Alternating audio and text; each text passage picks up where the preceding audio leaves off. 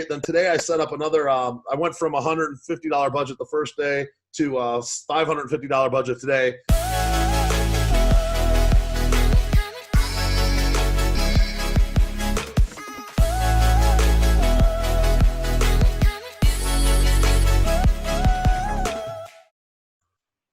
Hey, what's up, Colin? It's Brian Pfeiffer. How you doing, man? I'm good, man. Thanks, Brian, for being here again.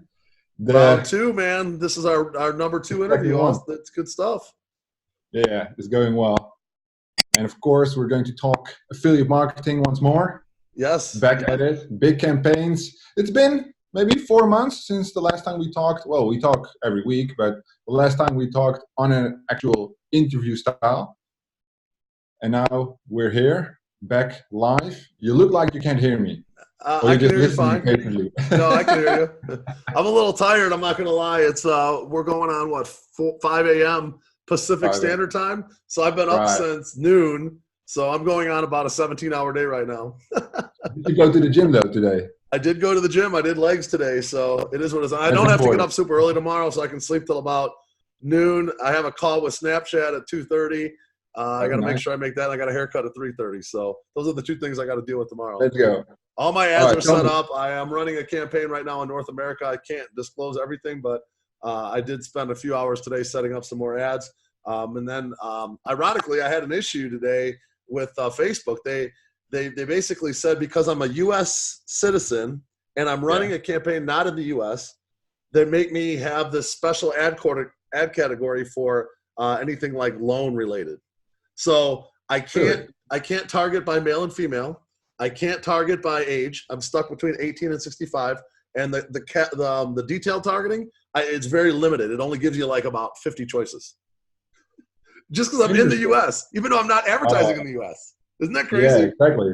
The other way around for us is a little bit more lenient. But now at least I know you're looking for leads, right? Yeah, we're doing lead gen. The campaign, I started it 2 days ago. And I spent $150 and I made like almost 70 or 80 the first day. Very rare to happen. And that was just off, I did some just really kind of decent targeting, nothing crazy. And then my ads were pretty good. I didn't really spend a lot of time on the copy. I just threw some stuff up there to see how it did. And first day profitable, only CBO. No, I'm not even messing around with ad set budgets because they say February is the one that's going to go away. We'll see. But like, I don't even want to like be in the middle of a big campaign and then like all of a sudden the ad set budgets go away or something. You know what I'm saying? Yeah, like it'd be easier for me just to be like, I'm just going to go all CBO on this one and just see how it goes. You know what I'm saying? How's that going? Because I know like we talked about it last year. First they announced it in July. CBO is coming. Then September. Then they pushed it to February. And now it's like you use ManyChat, the messenger bot? Yeah, that's done at January 15th, or they pushed it till March now. They pushed it like 5 times already. Yeah, they keep pushing it, but it's coming. That's coming. But I think CBO is coming too. But to be honest with you, man, I had good luck. The first day I did a CBO for testing, and I didn't even put any, I let Facebook do its thing. I didn't put any minimum budgets in. A lot of guys are recommending put in, like a minimum of like $5 or $10 budgets so that each ad set gets a certain amount of, spend. Yeah, but like I just left it. I just didn't mess with that. I just put in good decent targeting compared to my offer. Pretty good ads, not too good a copy. I didn't want to get aggressive on my copy right out the gate. So I'll wait on that a little bit to ease into it. Once I have about 400 or 500 ads in there, I'll start sliding some nasty stuff. Yeah, slow and steady. You don't want to get banned on the first I mean, they look at my account and see like 300 ads all approved, and then there's only a handful that are a little questionable. They'll just maybe approve them. You know what I'm saying? Let's go. So you don't want to start out like that. But so that's kind of a ninja trick. But yeah, I mean, it was profitable out the gate. Then today I set up another. I went from $150 budget the first day to $550 budget today. Now I had 30 leads I generated. I would have been highly profitable had they all qualified, but there's some things that some of the leads don't qualify. So I got to check in tomorrow with how many actually leads qualified. So I think I probably broke about even today, but I did 600. I got almost $700 worth of data now in 2 days breaking even. That's pretty good. That's good. Is the lead form, is it like 3-step lead form, 1 step, or is it like more than 3? It's multiple, but they got it pretty high tech. The lead form, it actually makes you put in the address of like where you're at, and it knows the address. Like if it's not in an area that like they're not accepting, the address it won't let you take the address, so you can't even fill out the form. So the take rate on the form, as soon as it is in, a lot of the leads are validated when it's like the approval rate is high. Yeah, they're not even having to like get them on the phone or nothing. The leads are validated when they get it, when they send them in. So they know right away, like if their income, they ask the income level. So there's a few questions and whatnot, but it's converting really well. I have a buddy that's running it on Snapchat. And he's crushing it. So, and he just doesn't like Facebook anymore because he's kind of like I was like 6 months ago, where I was like super annoyed with Facebook. And so he's like, you know what? I'll let you run this on Facebook. It's converting, and it is converting. So it's pretty cool. The thing is, every time I see all these people having issues with Facebook, and I just tell myself, well, sucks to be them, right? Until you're at that point where you're actually getting banned day after day yourself. But yeah, well, it's so much time. Like even today, man, the first 2 days I put in a good, like, I'd say about 12 hours just setting up all my, my ads, my ad sets, and then my, my targeting, and then to go and have it all of a sudden just tell me it needs to be in this special ad category. They start rejecting my ads slowly all throughout the day. I'm like, what the fuck? And then like, next thing you know, like, I'm like, I click on, okay, I'll be in the special ad category, and they take all my ad sets, they go back to 0, no targeting, and into the US where I'm not even running. So I have to go reset everything back up today, the whole thing from scratch. I'm like, dude, what the hell? So now I don't even know if any of that data that I had before that was good is even any good anymore. Yeah. It's like I started all over. 2 days later. Facebook playing games. Yeah.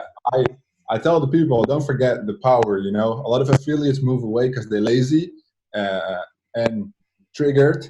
But even if you get triggered for like a day, a week, 2 weeks, because you keep getting banned, lay low for a month, come back, and there's still so much potential there. I mean, if the black hat guys with their little crypto schemes and cloaking can still run, it means any white or gray hat vertical, maybe with some issues, still super profitable. You just got to deal with what the platform throws at you. I know these Google ad buyers, they also have hundreds of accounts. It's not only Facebook. Google is also extremely strict. But they keep going back to Google because they make so much fucking money. It's worth it. Yeah, it's worth it. I mean, like I said, this particular buyer that we're working with, he's willing to take pretty much anything we can throw at him. I don't have a cap. So if I can get this thing working, I mean, I have the ability to spend 20 to 40K a day, whatever I have to spend. If that kind of volume is there, I'm going to light it up. You know what I'm saying? I just got to see if I can get to the point where like it's profitable. You know what I'm saying? So I'll get there. I mean, like I said, I was profitable out the gate. Day 2, I was like breaking even with a pretty huge budget for most people. At $600 in the day is pretty good for day 2. And then I'm hoping by the weekend that I'm up in like the 2,000-3,000 range. And as long as I'm turning a profit, and then I can start really cutting back on the losers. And I set up just in the first day, I set up over 200 ads. So, but that was a lot of like, copy A, copy B, and different CBOs, different pictures, different video. I put in some videos. So, I mean, I put a lot in there. That's why I was like frustrated when this thing was like, all of a sudden rejecting ads. I'm like, oh, what the hell? And they approved everything fast. I was surprised.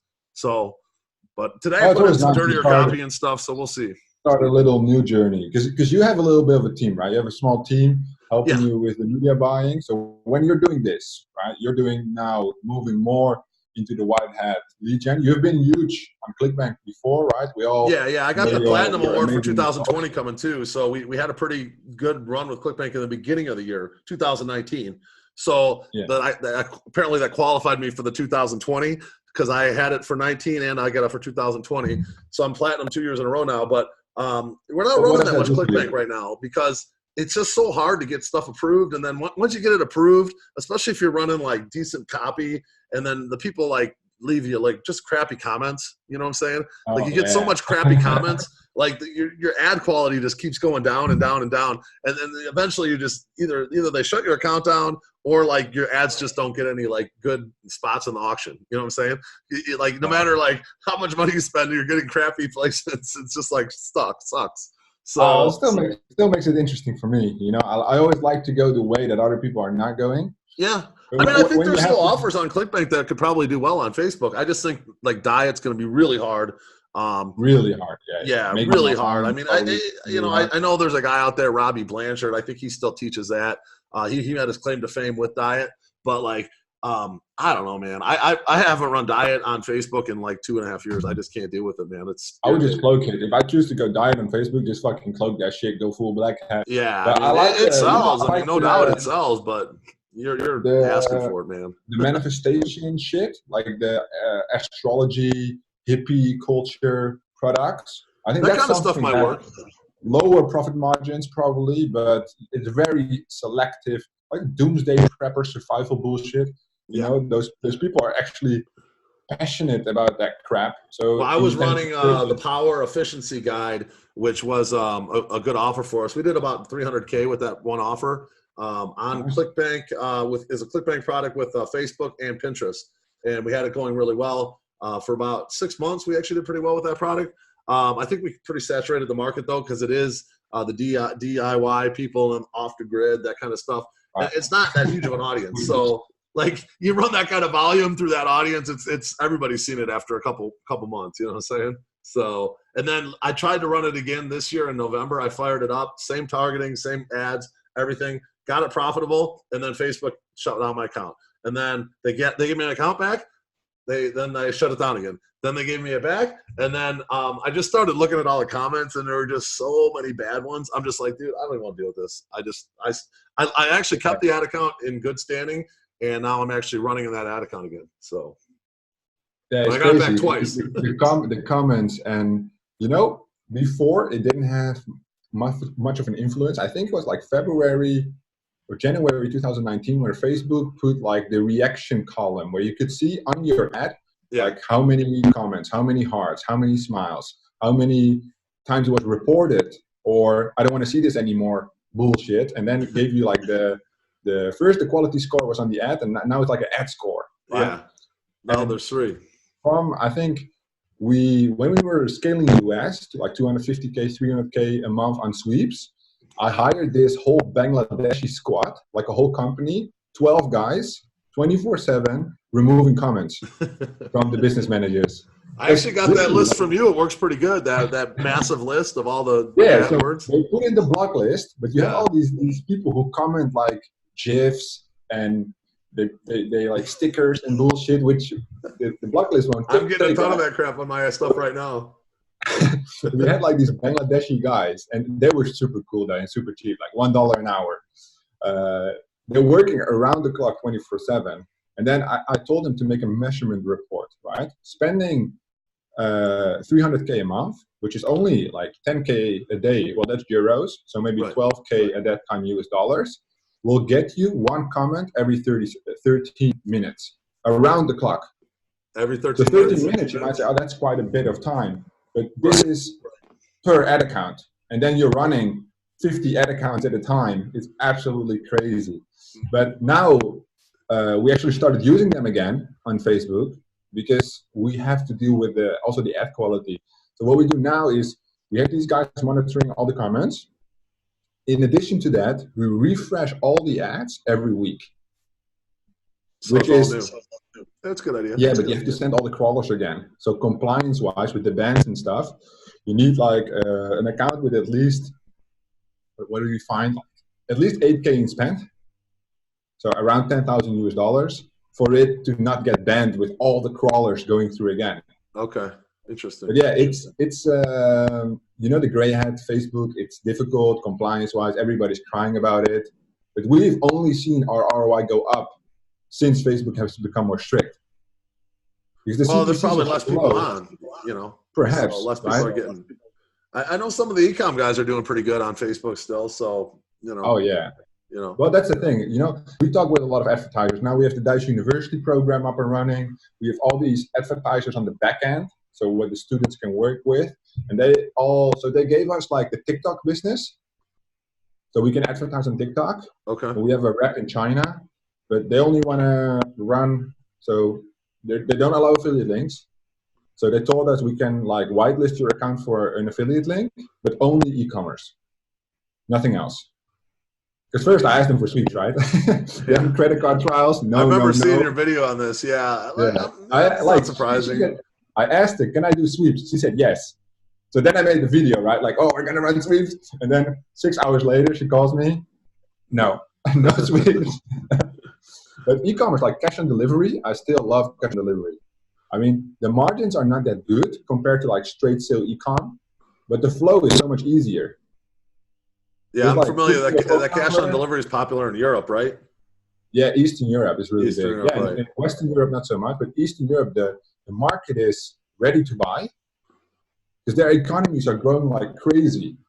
So they just want to purchase things, right? But there's nothing because the development of the internet based on Western policies is huge. So when they go online and they go to Facebook, it's fast. They go to, well, Western European websites, everything is fast. But their own websites are still adapting, like infrastructure based on package delivery, transportation, things that for us are super common. It's not like a third world country, don't get me wrong. But I feel like they're second world right now and they want to go to that first world technology. And it just takes time, right? Right. And these offers, if you would offer them e-commerce, shipping from, let's say, China to Ukraine or to Poland, might take 2 weeks.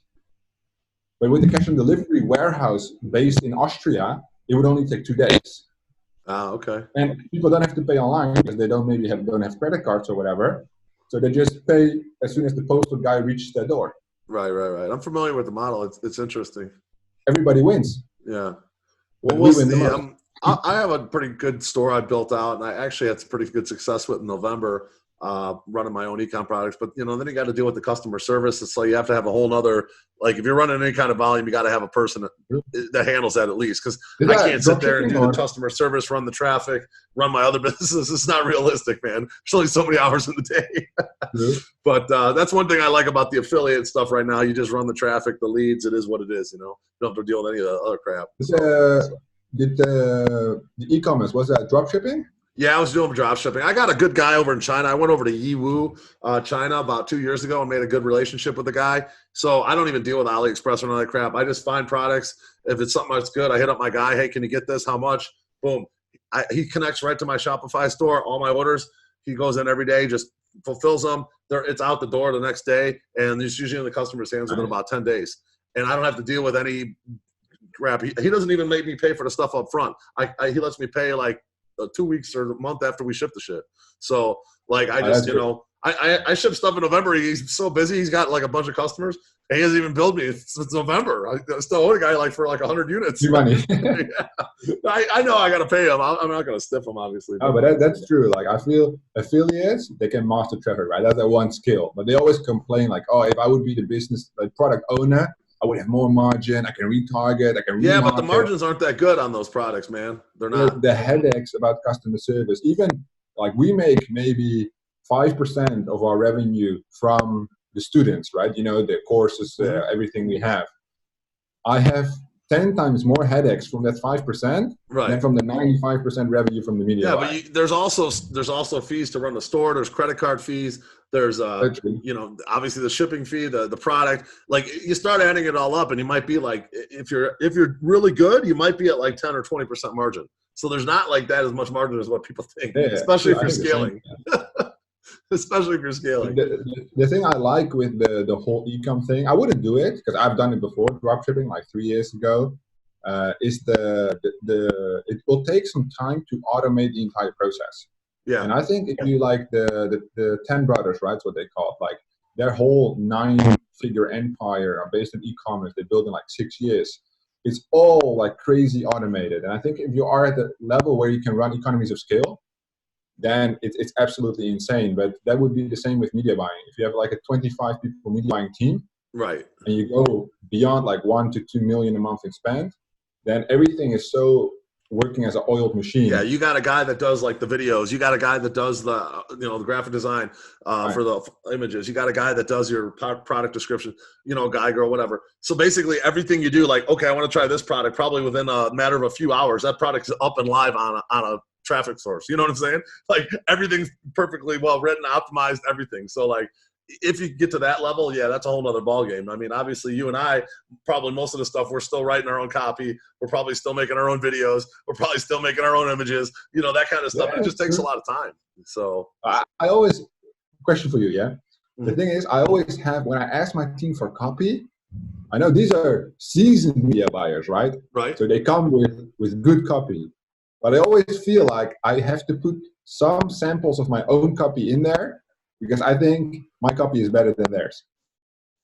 Yeah, I mean, my Copy standard asshole, for going to do copy always is I got a couple spy tools. AdSpy is one of them, and I go in and I just do a little search and I figure out like what's working for other people. I copy it, I paste it, and then I go and I put my own twist on it, and that's it. That's like the way I write copy for most offers. That's the quickest way. Yeah. If this copy's already working and this guy's got like 400,000 views on a video, well, why wouldn't I at least start with that? You know what I'm saying? Makes sense, right? True. Like, I mean, I can write copy, but like, why would I start from scratch when I know what's working right now? But if you can make it better, that's always. I always put some more. I'll put some emojis in, and I'll change some stuff around. But the core of the meaning is still going to be the same. Like right now, it's a loan offer I'm running. Like the guy that has the offer, typically the guy's like kind of they're strict on what you can say. This guy's like, no, you can say whatever. I'm like, well, now we're talking. Like, I can say whatever, man. I'm going to say whatever Facebook is going to let me say. You know what I'm saying? No credit, bad credit, 24 hours approval, whatever you want. You know what I'm saying? So, that's good. Yeah. Well, it's hard to find these advertisers which are lenient, especially like financial services and shit. It's super strict. Well, I think this one's not in the U.S. That's why it's more lenient. So. You know, and it's less saturated. I mean, like I said, I haven't had a campaign where I started out day one profitable in a long time. So it doesn't usually happen. Usually it's a lot of optimization. You got to spend some money to get data, and you got to like chisel it down till you get the few winners. And then, you know, right out the gate, I'm like, wow, I hit up my other guy, Ross. I said, you better like take some time off this week and set up another ad account because I think we're going to the moon on this one. Get back on it. I mean, the last time I had a really big one was like 3 years ago. I had that student loan campaign. I made like almost 100 grand. We were running like 10, 20 grand a day in profit on some days. And that was like pay-per call. So like you only could run for like 8 hours a day because when the call center was open and we were just murdering it. So that was the best campaign I had ever. Working in the call center. I've had some good campaigns since then, but nothing like on that level where like it was just like printing money, man. We were printing money. Yeah. No, I mean, the good old days. It's not even too long ago. For me, it was November. It was December, January. So 2018, 2019. Mm-hmm. Those were like our big hitters. Like yeah, we had some good campaigns in there. Nothing like not anything like 100, not like 20, 10 grand a day. I mean, we saw some 3, 4, 5K a day consistent stuff for a while. And even 2019, we did some like stuff like that. 2018 was better than 2019, but my main media buyer wasn't running traffic the whole year last year. He took about like 6 months off. So, and I was super busy with my other business. So there was a few months in there where you actually the one got me motivated to get my Facebook back in order. Because I was pretty much like giving up on Facebook for a while there. And I'm like, you know what? I'm going to give this another run. And I started your course, and then I didn't get my Facebook to where I wanted it. But now, like after I finally went and talked to reps, it took me like 2 or 3 months. But I got just about everything back, except for a couple personal profiles I can't advertise from. But almost all I got almost like 400 ad accounts now. I got 12 business managers, 400 ad accounts. I'm ready to go. That's how it's done. It's done. Now you're ready. I had this other media buyer working for me, and I seen the kid who threw up a video. I said, "What are you running, dude?" And I looked, and he's got somebody else's video up there with somebody else's watermark. I go, bro, what are you trying to do, man? That's a guaranteed shutdown. I'm like, they're going to shut down my personal profile and everything if they see that crap. You can't run a video with someone else's logo watermark in there. Like, dude, that's illegal. Like, I fired a guy. I shut him. I took him off the ad manager, and I'm done. Come to me if you have a working campaign and need money, and then we'll talk about it. That's it. That's what I told the guy. I mean, I'm putting like 2 months of my life's work into like risking on a video that you stole from somebody else. Like, dude, that's not what media buying is all about. Media buying is like building your own video, finding clips on YouTube and wherever, Pinterest. Maybe you can pay for some stock. It depends on what you run, though. Yeah. If you go for like video brand entertainment, then I get it. You want to make everything yourself. But if you run any black hat crypto stuff, you're not going to put your own brand on it. No, but it was an econ product, and he just took somebody else's video with their logo on it. I'm like, bro, like I have an assistant that she can do Premiere Pro. Like, if you need a video, all you had to do is say the word, she'll make it for you. You know what I'm saying? Yeah. Okay, makes sense. Yeah. Fair Like, enough. why would you do that? Oh, fired him. Instant fire. Dumb. Dumb. I'm People like, say you know dumb. how much work I put into getting all this stuff back? Like, you don't even know, man. Hours, days, weeks, months. Crazy. What's the goal for 2020, Ryan? Well, 2020, man, I definitely want to come out with. I was debating whether to come out with a course on affiliate marketing, and the reason why I'm debating whether to come out with a course on affiliate marketing or a course on like how to run like a digital services business, which is my other business. My digital services business. Well, last year total, I did about 1.7 million on my taxes, so pretty good year. Probably about half was digital services business, half was probably affiliate.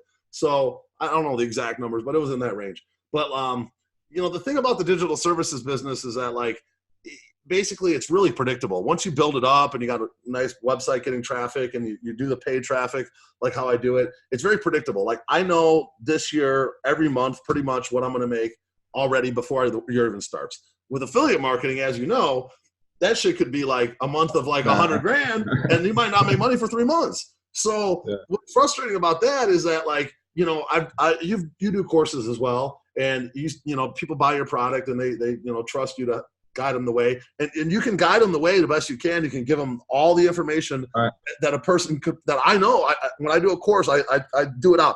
I mean, I'm setting up a campaign today. I could literally go for 8 hours and show you exactly what I do for 8 hours to get from point A to point B and get to a profitable campaign. But then these people, they buy the course, they go through and they don't make money and they call you like a scammer or something. You know what I'm saying? Right. It's like, you're a scammer. Dude, I'm not a scammer. Like, I've been doing this shit for 5 years. I'm a ClickBank Platinum affiliate 2 years in a row. How the frick am I a scammer? It's not my fault you can't figure it out. Like, you're not technical or you never ran an ad before. You don't know how to. Or you're fucking lazy. It could be lazy, or sometimes people just don't have the skills, and maybe they just don't have the brain capacity. I don't know, but it's frustrating. For me, like, I am successful. I did 1.7 million last year. I only did about 50K in courses. So out of the 1.7 million, 1,650 of it was real business, affiliate marketing, services business. So that's an insignificant amount of money. So like for someone to say I make all my money on courses, that's not true. It was only 50 grand. I did 55 grand on my one product launch. So like, it's frustrating for me because I know that like, the whole reason of me doing a course, honestly, it's not for the money. I want to like help people. Like I put out a YouTube channel. You have a YouTube channel, and I do videos to help people. I don't pitch people even on most of my videos, but like, I feel like as I put out more goodwill comes back to me. So it's like kind of like it's a big circle. So like, I completely agree. If I'm going to put out a course, it's debatable whether I go down the affiliate marketing road again, and then I know what's going to happen. There's going to be probably 3 people out of like 100 or 5 or 10 people maybe out of 100 that actually take the advice and actually get success and do it. And there's going to be like a 90% failure rate. Or I could put out a course that's more geared toward pretty much anybody can like go into their local market wherever they live and start a business, like a digital business. Cause that's what my other business is. It's like a real business. Like it's consistent. Money comes in every single day. I have money coming in. And like, I got a guy in one of my customers, his business, he has a male stripping business. He has guys that has a website and he runs paid ads. It's the same thing. You can take the business model I have and you can apply it to any niche. I know a guy in Vegas, he has a freaking dog poop cleanup business. So but you know what? You could easily start a business like that. It all depends on what your passion is. You just hire someone to clean up the poop. You drive the leads, you charge the customer, you collect the money, and I can teach people how to do all that, like everything from A to Z, because I've been doing it for 20 years. And like, you could just hire someone to pick up the poop. You make the little rip in between, and you can have like 100, 200, 300 customers make money every single week on a monthly basis, a recurring revenue type of model. So that's my idea was maybe I'll make a course and market it more to the masses that's more geared toward something that you can apply to any niche. I could teach people how to pick niches and stuff like that. So it's debatable. I haven't decided. Yeah, you can either go broad or keep it super detailed, right? Because that's right. where I had the choice as well. I made an introduction to affiliate marketing course. It went absolute shit. It was way too broad for me. Then with the masterminds, I actually gave in September, I think that's the one you joined as well. Mm-hmm. I gave this guy a refund on the first day because he said, I can see the first day, and if every day is going to be like this, we'll have more than 80 hours worth of content. And if it's a course like that, then I'm not interested because I want to learn everything quick, right? I want to invest 80 hours of my time, but that's either you know how to do the entire business, or you know, you just keep it broad. Like, these are the options you can do. Pick something and develop it with these strategies, right? Right. And I think for your choice, you know, we know you're super successful. There's either way you go, I'm sure everybody will have great content. You just gotta find the right fit, because your YouTube channel is growing quite fast as well. Yeah, And if it's you getting have there. if you have the education, that's what we have. You know, I can honestly say we don't sell no guru courses. We have like now a membership, right? But I do pitch it quite a bit, you know, because we upload like the landers we actually run on the sweepstake campaigns, on the CC trials. We upload those to the university, and the idea is, if you are going to give somebody, let's say here you have a package, this is worth 20,000, and I give it to you for free, Brian. You will say thank you. I will look at it when I feel like it. But when I say this is worth 20,000, but you have to give me 5,000 in order to get it, you will appreciate it so much more. Right. Because now all of a sudden it's valuable. And that's how I think about this info business. For me, yes, it makes good money because it's almost all profit for us, depending on the labor from the people who are doing the recordings. Apart from me, that's who I have to pay, and the systems a little bit. But it's like 90% profit for sure. It's only 5% of our total revenue. So it's not a big deal. But the thing is, I feel like if you sell, you know, the membership for $19 or $9, you can't expect to find something good. When I go to the grocery store and I want to do groceries for $9, I get 2 bananas and half a pound of beef. Right. Doesn't work like that. You'll fucking starve. We need it for the gains, right? We need that food. And if the price is good, the price quality ratio, what's it called? Then you can assume that the quality is there. Sometimes that's not the case, but also people differ in opinion so much. What you think might be great is not what I think might be great. Right. And there's nothing wrong with that. You know, I recently bought your new product, or your partner's product, and I didn't even know. And it was nice, but it was not for me. So I gave it to my media buyers. Like, you guys have a look. And one guy actually said, I think I might do this. Sounds pretty cool. I think. And we didn't even sell that for a huge amount of money. It was a $97 product. You know? Yeah, that's why. And it was a good fit. There was enough information, and I saw a lot of users on it already.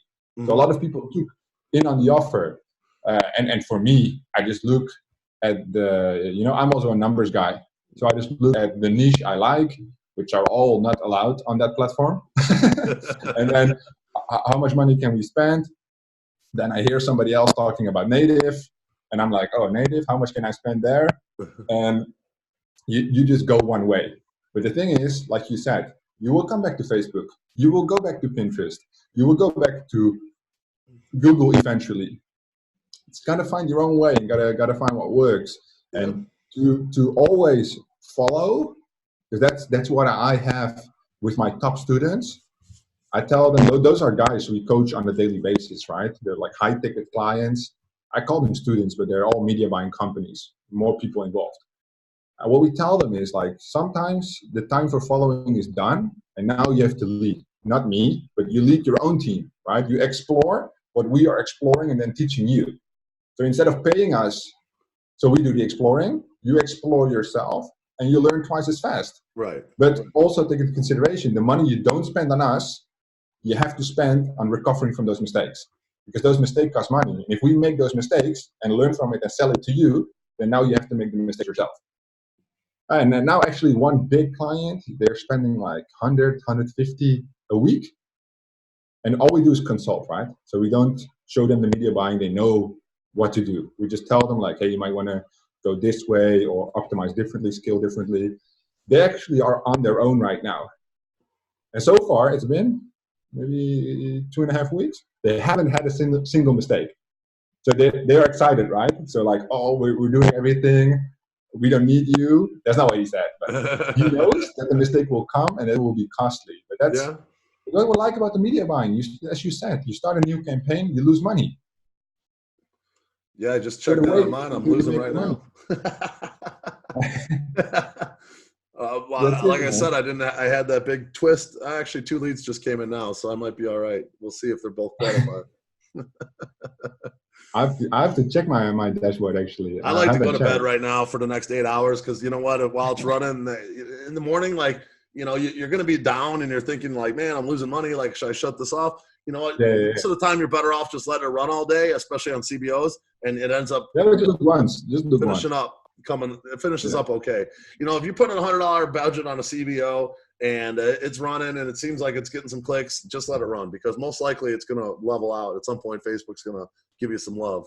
You know, even if you just get the data. I mean, if you are a knowledgeable media buyer, I'm not saying good media buyer, but knowledgeable. You know that once you start, every dollar you spend will help you get to profitability. Oh yeah, so there's no reason shutting things down too soon. It's not going to work.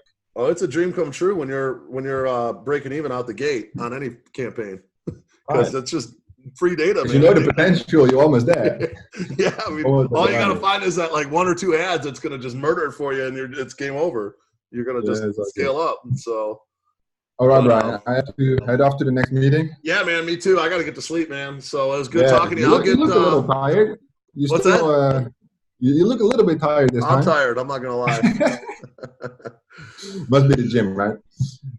Yeah.